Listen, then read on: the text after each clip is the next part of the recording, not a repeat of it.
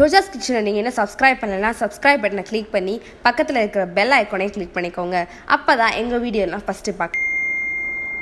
இன்றைக்கி நம்ம கிச்சனில் என்னோடய பாட்டி சொன்ன மீன் குழம்பு தான் செய்ய போகிறோம். அதுக்கு நான் பாறை மீன் எடுத்திருக்கேன். நீங்கள் எந்த மீனுன்னா எடுத்துக்கோங்க. 3 தக்காளியை இந்த மாதிரி கட் பண்ணி வச்சுக்கோங்க.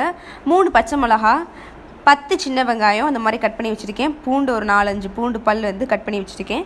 மீன் குழம்பு பொடி, யூஸ்வலாக நீங்கள் மீன் குழம்புக்கு எந்த பொடி போடுவீங்களோ அந்த பொடி.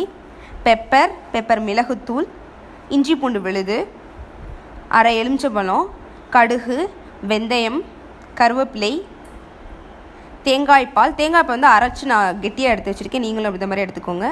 புளி நெல்லிக்காய் அளவு எடுத்துக்கோங்க. உப்பு. எப்படி செய்யலாம் பார்க்கலாம். இப்போ ஒரு கடாயை எடுத்துக்கோங்க. அதில் நல்லெண்ணெய் ஊற்றிக்கோங்க. நல்லெண்ணெய் காஞ்ச பிறகு நம்ம கடுகு வெந்தயம்லாம் போடலாம். அலசி வச்ச மீனில் லெமனை புழிஞ்சு விடுவோம்.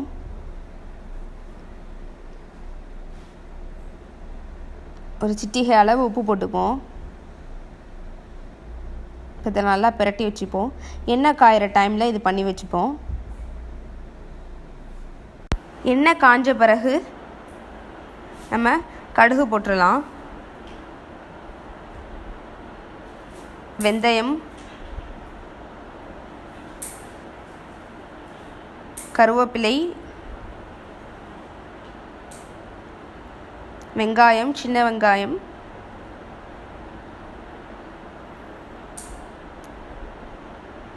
எல்லா சின்ன வெங்காயத்தையும் போட்டுருங்க. பூண்டு பல்,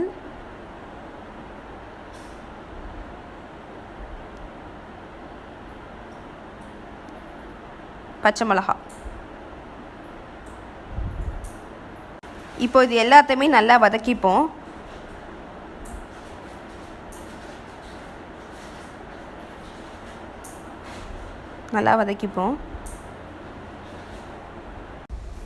இப்போ தக்காளி போட்டுருவோம்.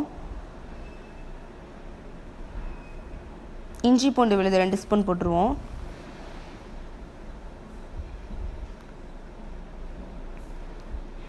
நல்லா வதக்கிப்போம் எல்லாத்தையுமே. இப்போ வெங்காயம் தக்காளி எல்லாமே நல்லா வதங்கிருச்சு.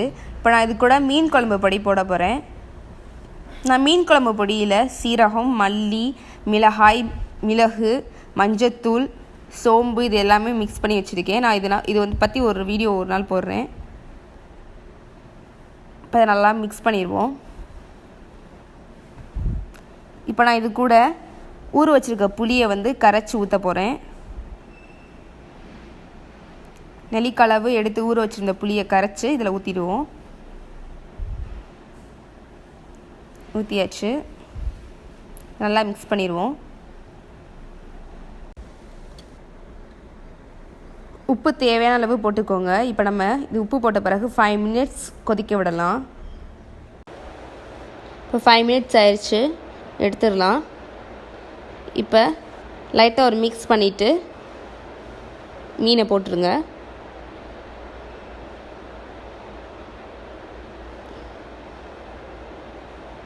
எல்லா மீனையுமே போட்டுருங்க. எல்லா மீனையும் போட்ட பிறகு திரும்பி ஒரு 5 மினிட்ஸ் மூடி வைப்போம் நம்ம. இப்போ 5 மினிட்ஸ் ஆயிடுச்சு, நம்ம ஓப்பன் பண்ணலாம். இப்போ நம்ம இதை ஒரு மிக்ஸ் பண்ணிக்கலாம். நம்ம இதை கிண்டையில் மெதுவாக கிண்டணும், இல்லைன்னா மீன் உடஞ்சிரும். இப்போ நம்ம இது கூட பெப்பர் ஆட் பண்ணிக்கலாம்.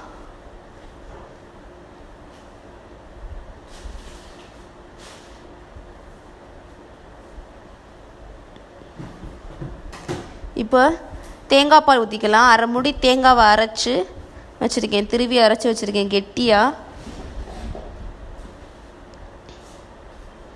அதையும் நல்லா மிக்ஸ் பண்ணுங்கள்.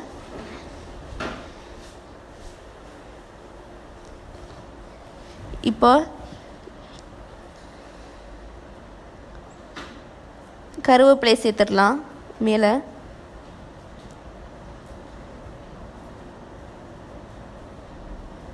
அவ்வளோதான். தேங்காய் பால் ஊற்றின பிறகு 2 நிமிஷம் கொதிக்க விட்டால் போதும், ரொம்ப நேரம் கொதிக்க வேணாம். அவ்வளோதாங்க, மீன் குழம்பு ரெடி ஆயிடுச்சு. என் பாட்டி சொன்னதை உங்கள்கிட்ட ஷேர் பண்ணணும்னு நினச்சேன், அதனால தான் இந்த வீடியோ போட்டேன். அந்த காலத்தில் என் பாட்டி இப்படி தான் மீன் குழம்பு வைப்பேன்னு சொன்னாங்க. 2 மினிட்ஸ்க்கு அப்புறம் ஆஃப் பண்ணிடுங்க.